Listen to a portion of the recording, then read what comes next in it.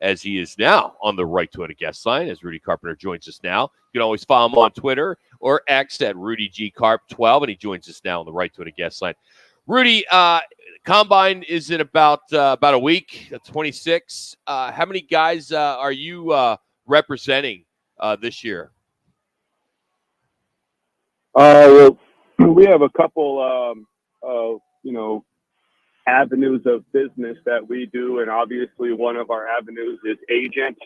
The other avenue that we have, two other ones, is marketing and also business management for players. So we'll manage their, S corps, LLCs, merchandise that they sell. We do all their taxes, budgeting, all of those types of things. But from an actual agent standpoint, we have only one player this year that probably some of the people listening to this show knows, and former ASU / Florida State wide receiver Johnny Wilson is our client this year.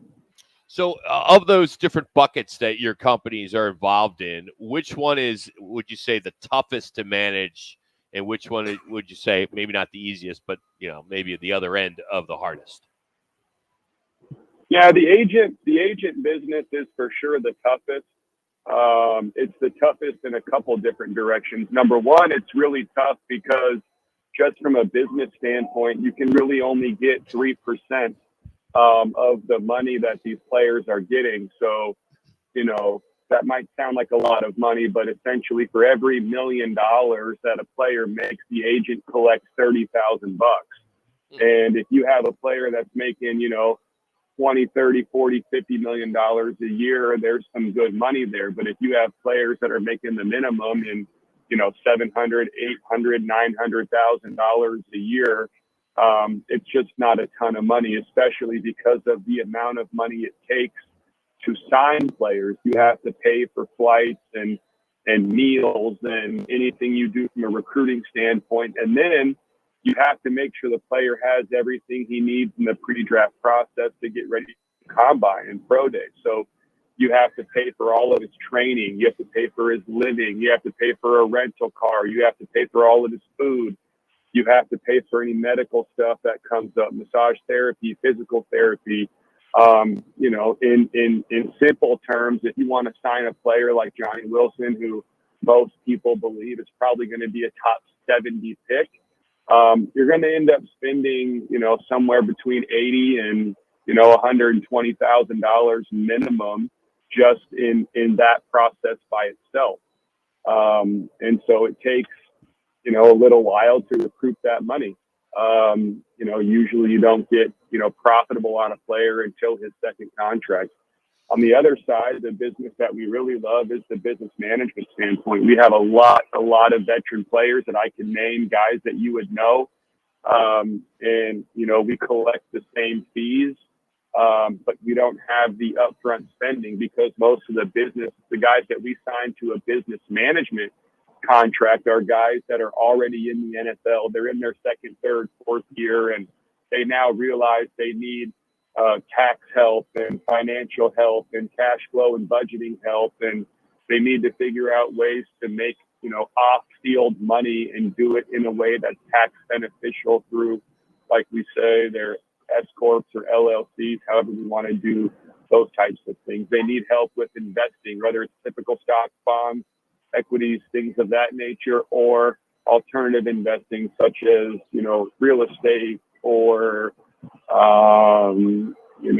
call it venture capital type stuff, investing in tech companies or whatever it may be. So for us, that's the business that is more profitable and something that's more enjoyable. Rudy, you talk about how Wilson may be one of the top 70 picks. Do you guys, when you guys go to the combine, do you go to the combine and somewhat quasi-market your client to teams that are in need of receivers or linebackers or whatever, and try to work that angle? And then is it the same at the pro day for what scouts show up to? Is there some kind of marketing or working them and trying to get a feel if they're interested or not? Yeah, you're always going to do that. I mean, we went to the Senior Bowl or the East-West Shrine game, the Combine, Pro Day, whatever it may be. You go as an agent, you go to all those places, and, of course, you're going to try to sell your player. You're going to try to talk to as many scouts and general managers and position coaches that you can, and you're going to try to sell your player, right? You're going to try to convince anybody who will listen, why you believe they should draft your player. And that's pretty normal. At the end of the day, these NFL teams spend millions of dollars every year in recruiting, and they're not, or in scouting, I should say, and they're not going to listen to what an agent has to say about a player. They've already done so much work, so much background work, and they're going to trust that work. They're going to trust the evaluations that they've gotten through their scouts and the other people in their building when they. But of course, as an agent, you got possibly do to try to sell your player. Yeah, both at the combine and the pro day. What happens more at the combine for agents is us trying to position our players who are going to be free agents, guys who are already here, or they have an expiring contract, and that's really where every agent and all of the teams will get together, and they have nonstop meetings about their player being a free agent, and them trying to essentially start the free agent period / tampering period much earlier than everybody is supposed to. It's probably one of the worst kept secrets in the NFL. But I would say at the NFL Combine is where a lot of free agent business gets done. Rudy Carpenter is our guest on the Right Toyota guest line. Rudy, I'm curious, because you have been in this business, in your estimation, one, how would you encourage somebody to get into the business that you do? And two, how would you discourage them, because it is a very difficult business? Yeah, I wouldn't encourage anybody to get into business. It's a really difficult business, and not only that, but it's really a huge monopoly.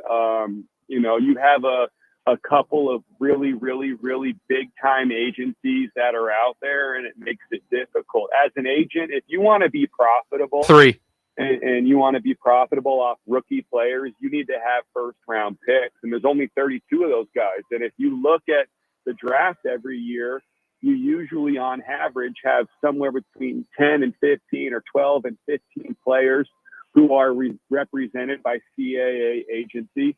Then you have another somewhere 10 to 12 to 15 players that are represented by athletes first. And so just between those two agencies, you have 25 to 28 to 22 players in the first round who are repped just by those two groups. And then you have other groups like Clutch, which is LeBron James's group, who also dabbles in football. And, you got the agency that, Cliff Kingsbury was represented by, like Select Sports Group. That's also Kyler Murray. So, and that group does okay. Wasserman does okay. But there's only a couple agencies that they have a massive chokehold. So, it's a really hard business to break into. My group, we're only 3 years into this thing. We have 33 clients, but we have players, we have coaches. We've been able to break in because of a lot of the relationships that the people that are on my team we've all of us have either been agents for 30 plus years or were NFL players. So we have a little bit of an advantage there, but most of the time, the agents that you see are guys that went to college and they wanted to get into sports business or business management, or a lot of times they're lawyers, guys that went to law school, got their law degree. They understand finances, they understand taxes, they understand contract law, and they got bored sitting behind a desk in a big name firm. And for a lot of lawyers, being an agent is something that they can do on top of whatever job they already have. Because, it's the way that the agent's game runs for most people is, it's not a 24/7, 365-day job. It's really, get a player ready for the draft. He gets drafted, he signs the contract. And if you have a guy who's on the team every year and playing, there's just not a lot of things that come up. I mean, unless the player is suspended or he gets fined or, something of that nature, then you got to really, do a lot of work. But outside of that, when a player is signed and under contract, there's just not much you can do for the player. Rudy, as we let you go, if there's a parent listening right now or an athlete, what is the website if somebody wanted to hire your services? Just endurancesportsmanagement.com. We're obviously on Instagram too at endurance_management. You can go on there and see all the players that we represent. Got some really good players. You guys might remember Quez Watkins from the Eagles, number 16, little slot receiver for them. Mm-hmm. He's been a very productive player. He's going to be a free agent this year. Darnay Holmes, former UCLA corner, starting corner for the New York Giants the last couple years in the nickel. He's going to be a free agent this year. Former second-round pick Lonnie Johnson at a University of Kentucky, also going to be a free agent this year. We have, quite a lot of guys. This year, from a management standpoint, we got, Johnny Wilson. From an agent standpoint, you guys might remember Jermaine Burton, number 3, the wide receiver from Alabama this last year, also at Georgia. He's one of our business management clients. So, yeah, we have some, guys that I think, people know if they're football fans. Absolutely. Well, thanks for sharing that, man. We really appreciate it. We'll catch up with you next week. Thanks for the time today. All right, guys, take care. Rudy Carpenter joining us there. Instead of just talking about football, behind the scenes, which I thought was quite interesting. It's brought to you today by All City Towing. Looking for a career change that pays with great benefits? All City Towing continues to hire. Just head to allcitytowing.com and search careers. That's allcitytowing.com.